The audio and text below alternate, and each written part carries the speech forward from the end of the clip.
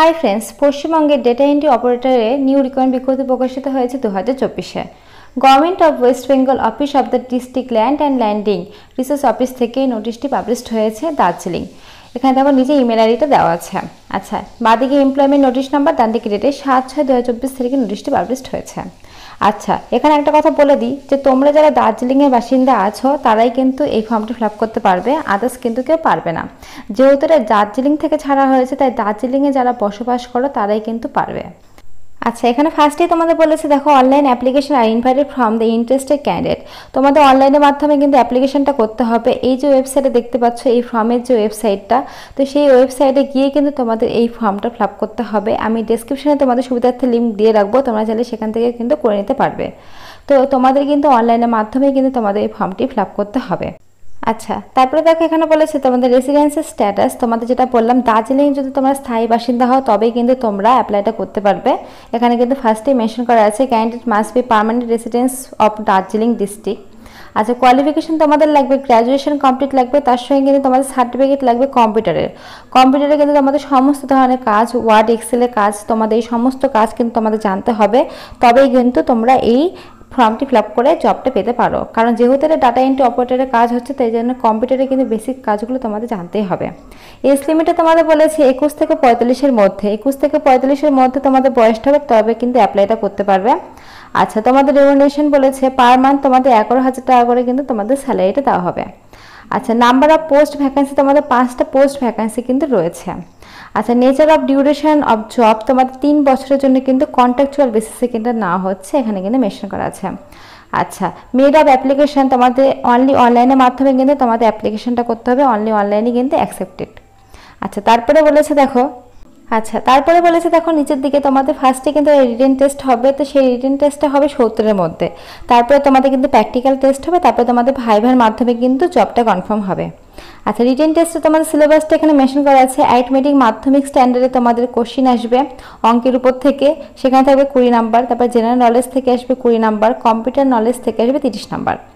তো এই তোমাদের কিন্তু 50 অর্থাৎ 70-এর মধ্যে কিন্তু তোমাদের এক্সামটা হবে। তো এই এক্সামে যদি তোমরা পাস করো, এক্সামে যদি ভালো নাম্বার নিয়ে পাস করো তবেই কিন্তু তোমাদের প্র্যাকটিক্যাল টেস্টের জন্য রাখা হবে, তারপরে তোমাদের ইন্টারভিউ, তারপরে তোমাদের জবটা কিন্তু কনফার্ম হবে।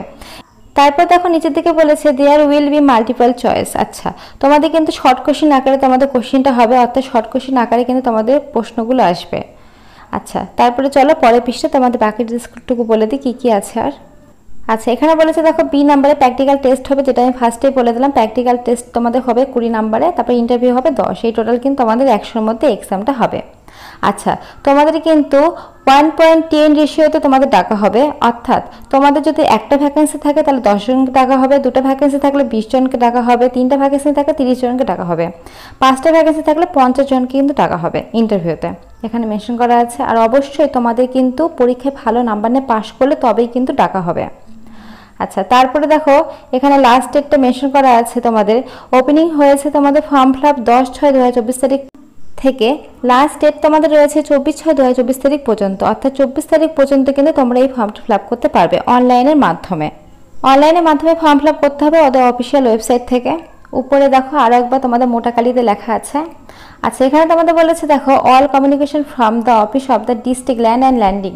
আচ্ছা, তোমরা এখানে যখন অ্যাপ্লাইটা করবে অনলাইনের মাধ্যমে তোমাদের কিন্তু অ্যাপ্লিকেশন ফর্মটা কিন্তু ভেরিফাই করা হবে। ভেরিফাই করার পরে তোমাদের যদি এলিজিবল ক্যান্ডিডেট বলে মনে হয় তবে কিন্তু তোমাদের অ্যাপ্লিকেশনটা কিন্তু গ্রহণ করা হবে, এখানে কিন্তু মেনশন করা আছে দেখতে পাচ্ছ। আর তারপরে কিন্তু তোমাদের অ্যাডমিট কার্ডটা তোমাদের দেওয়া হবে। আর এখানে আরেকটি গুরুত্বপূর্ণ বিষয় বলেছে দেখো all communication from the office of the district land and landing.